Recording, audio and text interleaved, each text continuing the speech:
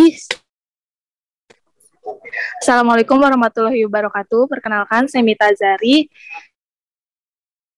Dan ada teman saya, Indah Priyanti, dan juga Novandur Yo Armada.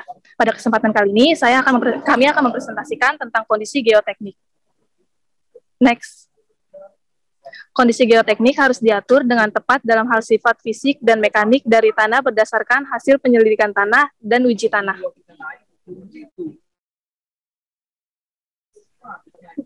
Next, ada kondisi geoteknik. Kondisi geoteknik adalah berbagai kondisi yang mewakili karakteristik geoteknik dipertimbangkan dalam verifikasi kinerja fasilitas yang bersangkutan terhadap standar teknis. Dalam pengaturan kondisi, keandalan ditentukan berdasarkan hasil penyelidikan tanah dan uji tanah yang dilakukan dengan metode yang sesuai. Ada juga penyelidikan darat. Penyelidikan tanah untuk pengaturan kondisi geoteknik mempertimbangkan struktur, skala, dan kepentingan fasilitas yang tunduk pada standar teknis, serta sifat tanah dekat dengan lokasi fasilitas. Ada juga tes tanah. Tes tanah untuk pengaturan kondisi geoteknik menggunakan metode yang memungkinkan kondisi geoteknik dipertimbangkan dalam verifikasi kinerja fasilitas yang tunduk pada persyaratan teknis standar yang harus ditetapkan dengan tepat. Next. Investigasi darat. Lanjut. Indah lanjut. Metode penentuan kondisi geoteknik. Tanah adalah bahan yang sangat bergantung pada tegangan dan karakteristiknya dapat sangat berubah karena konsolidasi dengan waktu atau perubahan overburden dan lain-lain. Oleh karena itu, penyelidikan tanah harus dilakukan. Dalam hal ini, penting untuk memastikan bahwa kondisi geoteknik tidak berubah karena perubahan overburden atau konsolidasi, atau dengan pertimbangan bahwa geoteknik kondisi telah berubah. Ada posisi, jarak, dan kedalaman lokasi investigasi tanah. Lokasi penyelidikan tanah dan jarak serta kedalamannya harus ditentukan sesuai dengan ukuran fasilitas. Distribusi tegangan di tanah yang disebabkan oleh berat fasilitas dan keseragaman stratigrafi tanah. Namun, ada juga masalah biaya konstruksi dan pentingnya fasilitas, sehingga tidak mungkin untuk secara kategoris mengatur jumlah titik survei dan kedalamannya.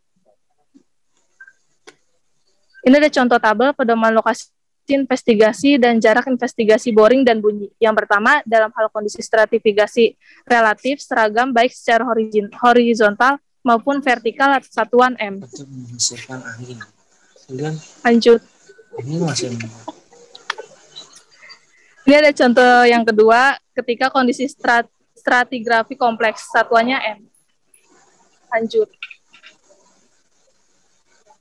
Pemilihan metode investigasi. Metode investigasi yang paling cocok untuk tujuan survei dipilih dengan mempertimbangkan tingkat survei, pentingnya fasilitas, dan ekonomi. Yang kedua, pada tabel 1.2.2 menunjukkan metode survei untuk setiap tujuan survei dan informasi lapangan yang diperoleh dari mereka. Ini adalah contoh tabel 1.2.2. Konstanta tanah. Estimasi konstanta tanah, yang pertama ada umum. Berdasarkan karakteristik tanah, penyelidikan, dan uji tanah, nilai turunan dapat digunakan sebagai nilai karakteristik. Misalnya, sebagai metode memperkirakan nilai turunan dari nilai terukur, nilai N yang diperoleh dari uji penetrasi standar. Persamaan empiris atau persamaan korelasi telah diusulkan yang mempertimbangkan variasi dalam nilai yang terukur, sehingga nilai turunannya dapat digunakan sebagai nilai karakteristik sebagaimana adanya. Juga untuk geser kecepatan gelombang diukur dengan eksplorasi geofisika. Nilai yang diukur mengevaluasi kondisi kompleks dan karakteristik tanah in situ, dan subjek yang dievaluasi berbeda di setiap lokasi pengukuran dan ada kasus di mana penggunaan pemrosesan statistik dari banyak hasil pengukuran tidak sesuai. Lanjut. Yang kedua, ada metode menaksir nilai turunan. Seperti yang ditunjukkan di bawah ini, metode untuk memperkirakan nilai turunan mencakup metode menggunakan nilai terukur sebagaimana adanya adalah sebagai nilai turunan. Metode penerapan pemrosesan primer hanya untuk mendapatkan nilai turunan, dan metode yang memperoleh nilai turunan dengan mengubah nilai struktur dengan nilai terukur menjadi besar teknik yang berbeda. Yang ketiga, metode penetapan nilai karakteristik ada umum. Jika jumlah entry data N dari nilai turunan adalah 10 atau lebih, dan jumlah variasi tidak besar, dan jika koefisien variasi CV kurang dari 0,1, dianggap sebuah keandalan tertentu dapat dijamin untuk hasil statistik, dan nilai rata-rata yang diharapkan dari nilai turunan dapat dianggap sebagai nilai karakteristik. Namun, jika jumlah data tidak mencukupi entry nilai turunan untuk melakukan pemrosesan statistik, dan jika variasi dalam nilai turunan besar, perlu untuk menetapkan nilai karakteristik dengan mengoreksi nilai rata-rata, nilai yang diharapkan dari turunan nilai berdasarkan metode yang ditunjukkan di bawah ini. Selanjutnya akan dibaca oleh Indah.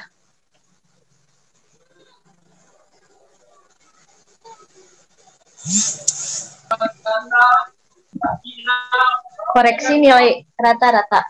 Nilai yang diharapkan dari nilai turunan ketika jumlah entry data nilai turunan terbatas atau variasi dalam nilai turunan besar, nilai karakteristik tidak dapat begitu saja dan otomatis dianggap sebagai nilai rata-rata. Nilai yang diharapkan dari nilai turunan tetapi perlu untuk menetapkan nilai karakteristik dengan mempertimbangkan secara tepat kesalahan estimasi dari nilai rata-rata statistik. Metode pengaturan koefisien koreksi untuk variasi dalam nilai turunan. Jika parameter estimasi untuk pemodelan distribusi hasil pengujian diwakili oleh A, ketika mempertimbangkan variasi dalam hasil pengujian A, akan lebih mudah untuk menggunakan standar deviasi yang mengacu pada koefisien variasi. Metode pengaturan koefisien koreksi untuk jumlah entry data dari nilai turunan. Untuk metode pengaturan koefisien koreksi untuk variasi dalam nilai turunan dalam R di atas adalah diasumsikan bahwa jumlah titik data cukup untuk melakukan pemrosesan statistik. Next. Metode pengaturan nilai karakteristik dengan mempertimbangkan mode verifikasi kinerja. Dalam proses memperoleh nilai karakteristik dari nilai turunan, parameter dimodelkan sebagai saling terkait saat memodelkan sebaran hasil uji tanah untuk mendapatkan nilai taksiran. Misalnya, nilai karakteristik harus ditetapkan oleh pemrosesan statistik untuk variasi untuk memperkirakan parameter tanah yang kompatibel dengan mempertimbangkan hubungan CU sama dengan MX OCR XA pi 0 antara tekanan efektif lapisan penutup tanah A pi 0 tegangan leleh konsolidasi PC dan kuat geser tak terdrainase CU menggunakan rasio peningkatan kekuatan 11 FC atau PC dan konsolidasi berlebih rasio OCR sama dengan P garis miring A pi 0. Sifat fisik tanah. Berat satuan tanah. Berat satuan harus diperoleh dengan mengumpulkan sampel, tidak terganggu di lokasi atau langsung mendapatkannya di lokasi.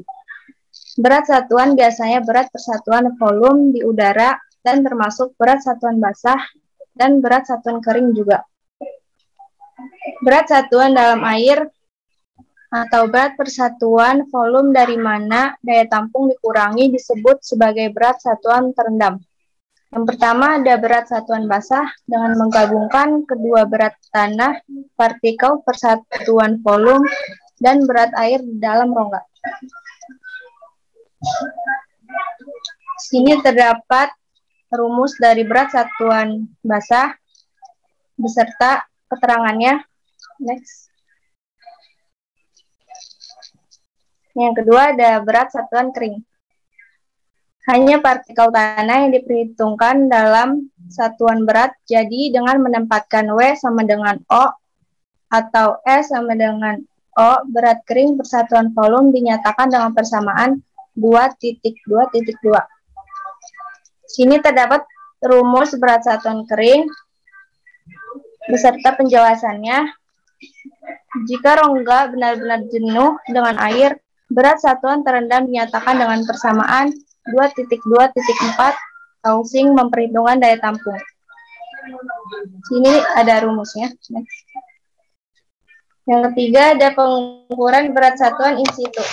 Metode untuk memperoleh berat satuan secara langsung di tempat, termasuk metode di mana pengukuran hanya mungkin dilakukan di dekat permukaan tanah, dan metode pengukuran di tanah yang kokoh. Yang pertama termasuk misalnya apa yang disebut metode penggantian pasir, metode sederhana dan mudah seperti yang ditentukan oleh IIS A1214, metode uji densitas tanah oleh metode penggantian pasir. Juga yang terakhir termasuk contoh metode pengukuran menggunakan radioisotop Ri.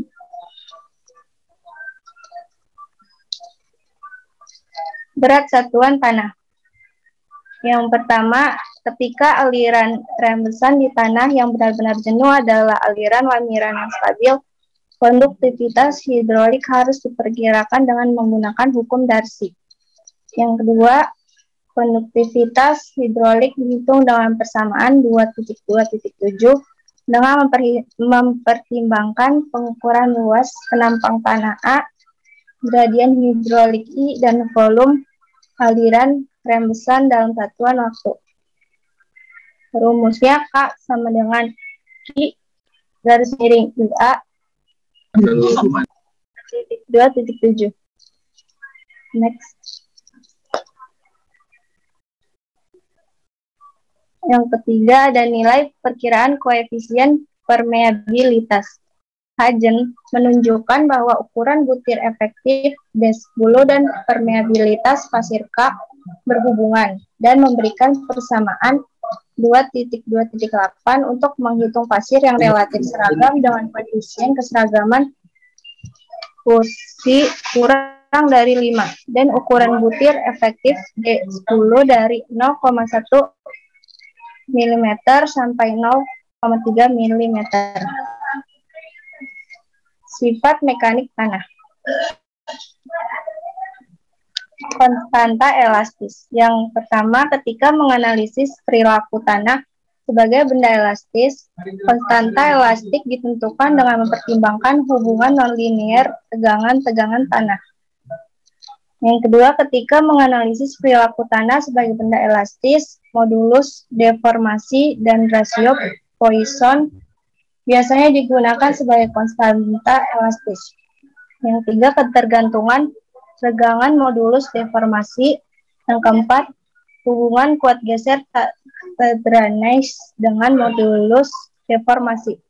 Yang kelima, rasio Poisson. Untuk menentukannya tidak ada metode yang ditetapkan saat ini.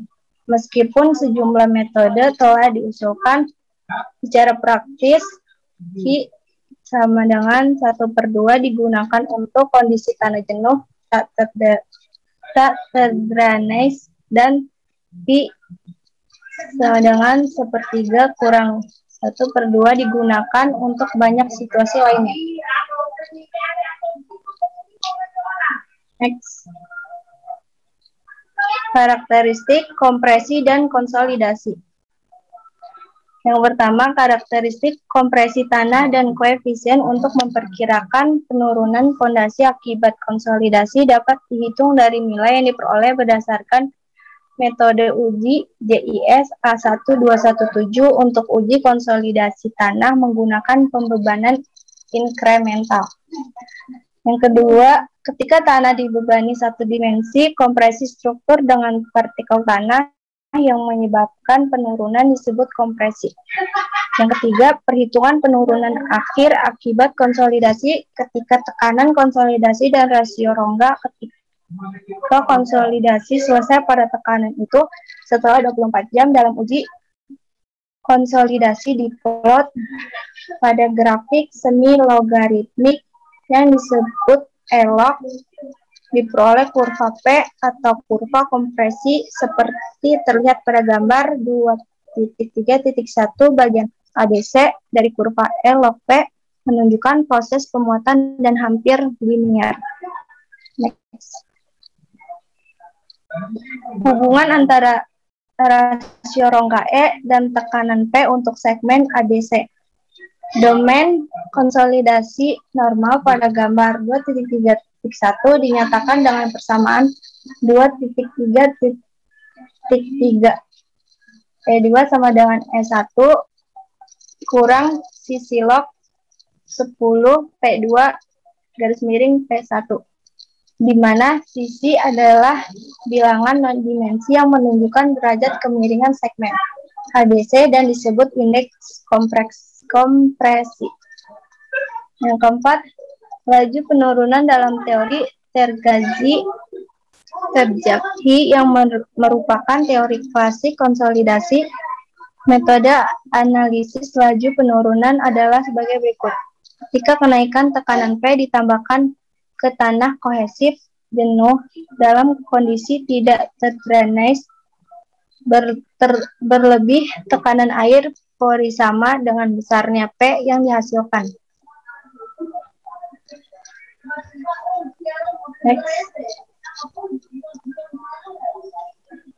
5. Konsolidasi primer dan konsolidasi sekunder. Jika hubungan antara jumlah penurunan dan waktu yang diukur dalam uji konsolidasi ditunjukkan sebagai derajat konsolidasi terhadap waktu, diperoleh gambar 2.3.5. Namun, seperti yang ditunjukkan pada gambar, pada tahap akhir konsolidasi, kurva uji tidak sesuai dengan kurva teoritis. Yang keenam, ketika TPA dilakukan dengan pengerukan atau pembuangan lumpur, perlu untuk memprediksi penyelesaian konsolidasi dari deposit yang sangat lunak.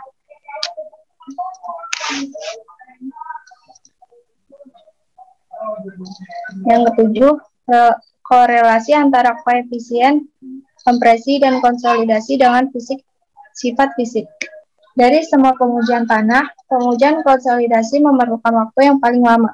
Skempton telah mengusulkan persamaan korelasi 2.3.10 sebagai hubungan antara indeks kompresi, sisi, dan batas cair WL. Sisi sama dengan 0,009 dalam kurung WL kurang 10, 2.3.10.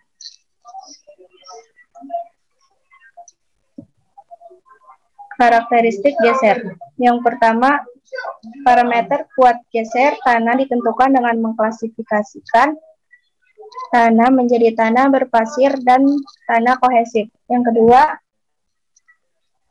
konduktivitas hidrolik tanah berpasir adalah 103 dikurang 105 kali dari tanah kohesif. Untuk lapisan tanah berpasir, kelebihan air dalam pori-pori dianggap benar-benar terkuras selama konstruksi. Untuk lapisan tanah kohesif, sebaliknya, hampir tidak ada drainase yang diharapkan selama konstruksi karena konduktivitas hidroliknya sangat rendah. Yang ketiga, pertimbangan kekuatan geser. Kekuatan geser TF tanah umumnya dinyatakan dengan persamaan berikut. Next. Selanjutnya akan dibacakan oleh Novandu.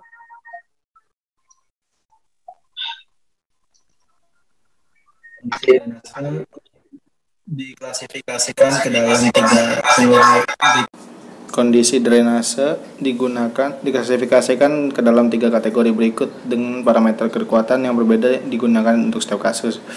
Yang pertama, tidak dikirim, kondisi tidak terlatih dalam kurung undang-undang kondisi. Yang kedua, konsolidasi, kondisi tidak terlatih dalam kurung CU kondisi. Yang ketiga, ada konsolidasi, kondisi kering, CD kondisi. Perubahan kekuatan geser pada tegangan normal yang bertambah atau berkurang ditunjukkan pada sampel tanah dikonsolidasikan terlebih dahulu ke tekanan PO. Dalam rentang P0 lebih kecil dari O, maka pembebanan yang diterapkan lebih besar daripada tekanan prakonsolidasi 1 lebih kecil dari 2 lebih kecil dari 3. Dan rentang O bintang lebih kecil 0 lebih kecil PO, yaitu pembebanan yang diterapkan agak lebih kecil dari konsolidasi sebelumnya.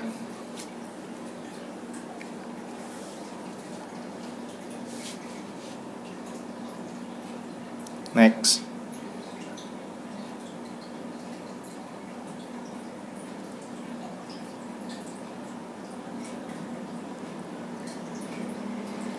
Itu ada gambar tentang hubungan antara kondisi drainase dan kekuatan geser.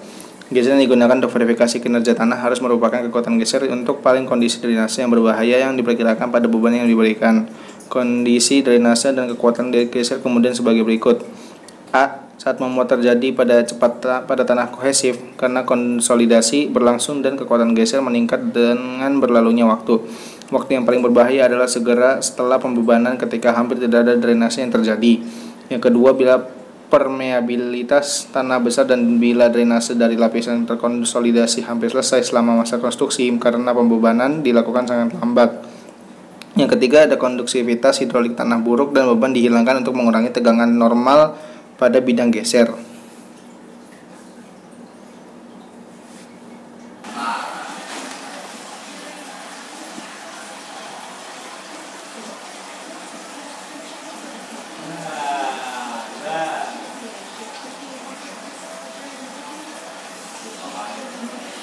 Empat, kuat geser pasir.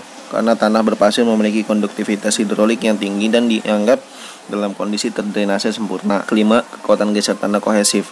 Tanah yang presentasi fraksi liat dan debunya lebih besar dari 50% dianggap sebagai tanah kohesif. Metode yang tepat harus dipilih untuk mempertimbangkan faktor-faktor seperti pengalaman masa lalu, lapisan tanah karakteristik, dan pentingnya struktur. Ada metode Q, menggunakan nilai rata-rata kuat tekan bebas yang ditentukan dari sampel tidak terganggu titik tak terdrainase CU yang digunakan untuk verifikasi kinerja diberikan oleh persamaan berikut. CU sama dengan QU per 2. Metode penggunaan kekuatan dengan uji traksial dengan mempertimbangkan tegangan awal dan anisotropi meskipun dengan tegas perbedaan dalam tegangan bidang dan aksial simetri. Kekuatan geser SC digunakan dalam verifikasi kinerja berupa nilai rata-rata kekuatan geser SC yang dari uji tekan dan kuat geser SU diperoleh dari uji perpanjangan seperti yang diberikan persamaan berikut.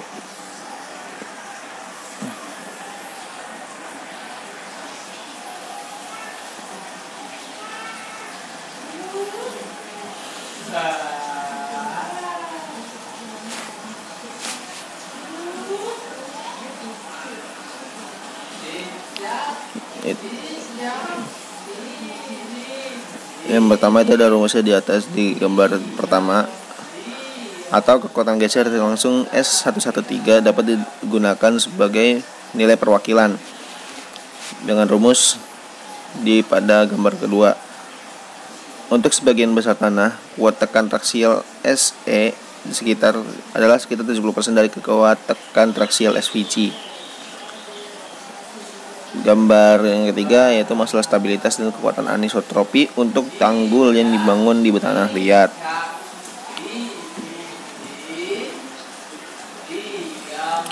Metode yang menggunakan kekuatan uji geser langsung menggunakan kekuatan TDS. Metode yang menggabungkan kuat tekan bebas dan kekuatan dari uji kompetensi traksial. Metode yang menentukan kuat geser tak terdrainase dan uji geser baling-baling in situ. Metode peningkatan kekuatan kohesif tanah karena konsolidasi, penurunan kekuatan tanah kohesif karena pembengkakan, dan kekuatan tanah menengah tanah dengan kadar pasir berkisar 50% sampai 80% merupakan tanah peralihan antara tanah berpasir dan tanah kohesif.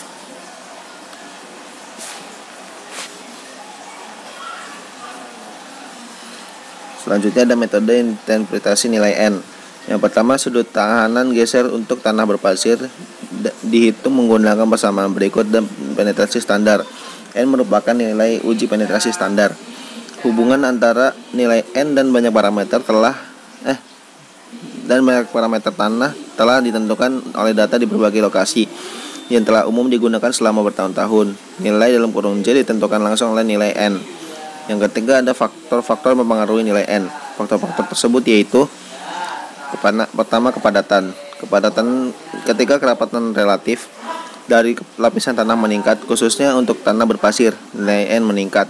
Yang kedua, dari kandungan air. Selain pasir halus yang dipadatkan dengan baik dan tanah berlumpur, nilai N meningkat sesuai dengan urutan pasir jenuh, pasir kering, dan pasir basah. Yang ketiga, ada tekanan overburden yang efektif. Nilai N meningkat dengan meningkatnya tekanan efektif overburden.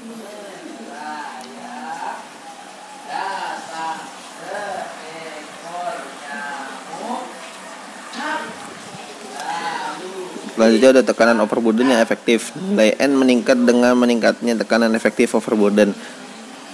Pengaruh ketinggian air tanah karena tingkat air tanah berfluktuasi. Tekanan lapisan penutup efektif dan tekanan kejenuhan tanah bervariasi sehingga nilai N bervariasi. Terakhir ada faktor lain yang mempengaruhi nilai N bervariasi sesuai dengan bentuk partikel tanah, distribusi ukuran butir, dan mineral komposisi tanah. Yang keempat ada sudut ketahanan geser tanah berpasir. Sudut ketahanan geser FL adalah konstanta penting untuk verifikasi kinerja ground, serupa dengan terhadap kekuatan tak terdrainase dari tanah lempung. Namun, P adalah nilai kompleks yang dapat diatur oleh banyak faktor, dan bahkan tanah yang sama sekali tidak ada nilai konstan. Yang kelima ada nilai N tanah kohesif. Dibandingkan dengan tanah pasir, nilai N tanah kohesif kecil dan keandalannya rendah. Jika Q adalah 1000 kN per M kuadrat atau lebih rendah, pengukuran nilai N sulit dilakukan.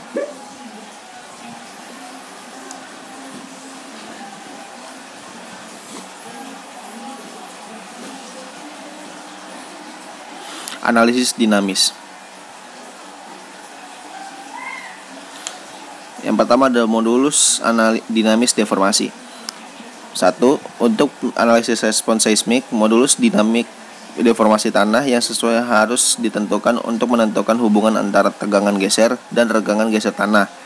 Yang kedua ada verifikasi kinerja tanah tahan gempa dapat secara luas diklasifikasikan ke dalam verifikasi kinerja statis metode dan metode verifikasi kinerja dinamis. Digambarkan oleh kurva kerangka dan kurva histeris seperti yang ditunjukkan pada gambar 2.4.1. Yang ketiga ada hubungan tekanan geser dinamis dan regangan geser tanah. Ada banyak model untuk menetapkan tekanan geser dan kurva regangan geser tanah ke dalam analisis seperti hiperbolik. Yang keempat ada metode ekspresi sifat deformasi dan model linear ekuivalen. Hubungan tegangan dinamis dan tegangan tanah dinyatakan oleh dua parameter modulus dan faktor teman dalam mode linear ekuivalen.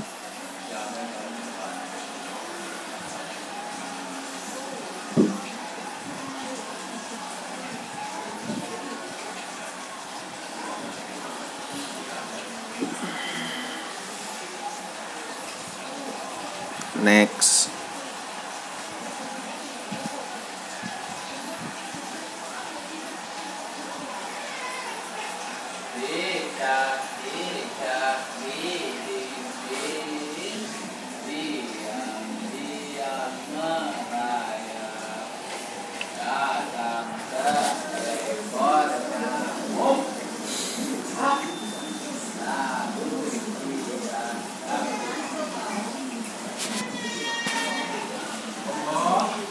Itu ada gambar di atas ya, yang tadi gambar 2.4.1 dengan keterangan di bawahnya.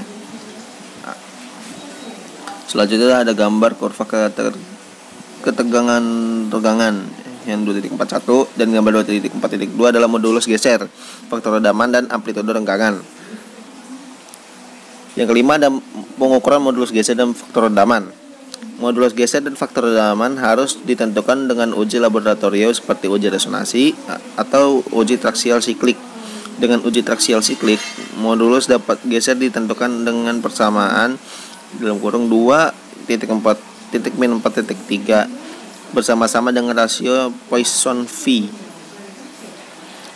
Itu ada rumusnya di bawah dengan keterangannya juga.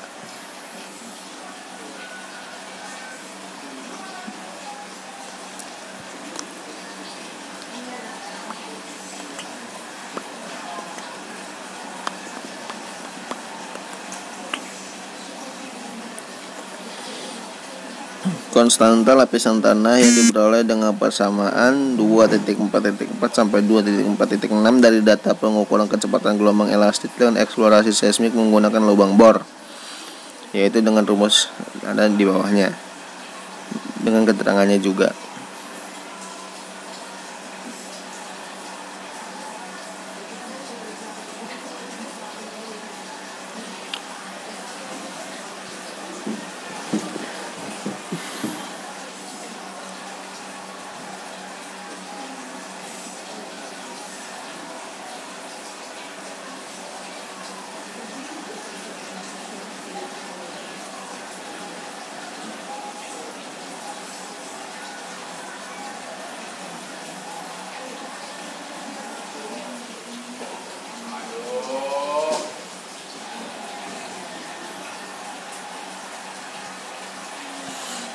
Yang keenam, ada estimasi sederhana modulus geser dan faktor redaman.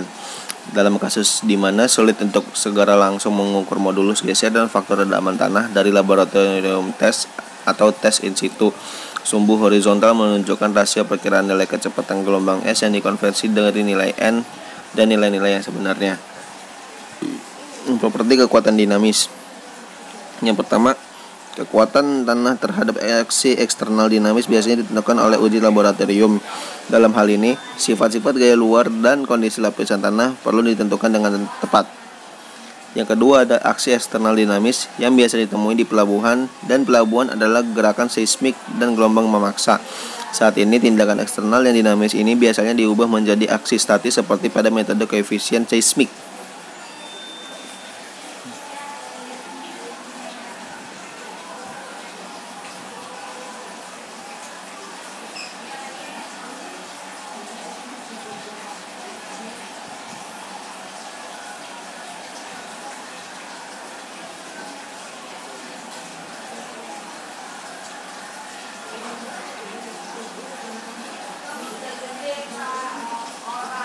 Sekian dari kelompok saya. Apakah ada yang ingin bertanya?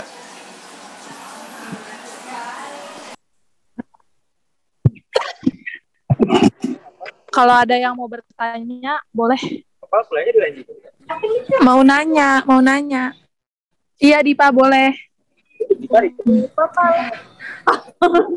Mau nanya nih. Saya Diva dari Iya. kelas B. Pertanyaannya, jelaskan secara singkat karakteristik dari tanah lempung. Oke, kita Makasih. sambung dulu ya pertanyaannya sama-sama. Oke.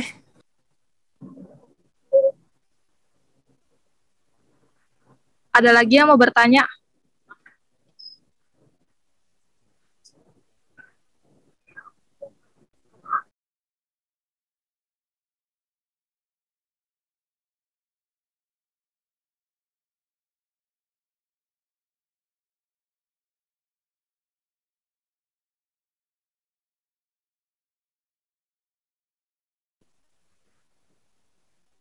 Jadi saya mau menjawab pertanyaan dari Dipa. Tadi pertanyaannya, jelaskan bagaimana terjadinya suatu konsolidasi atau proses konsolidasi. Terjadinya proses konsolidasi yaitu ketika suatu lapisan tanah mengalami tambahan beban di atasnya. Maka air pori akan mengalir dari lapisan tersebut dan isinya atau volume akan menjadi lebih kecil. Gitu Dipa, udah paham? Iya, paham.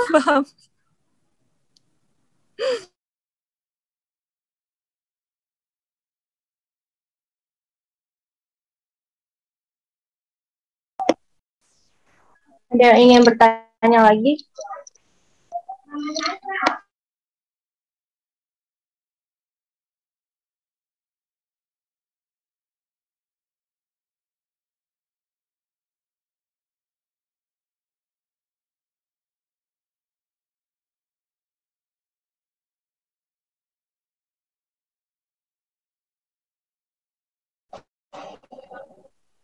Kalau nggak ada yang mau bertanya, cukup sekian presentasi dari kelompok kami. Assalamualaikum warahmatullahi wabarakatuh.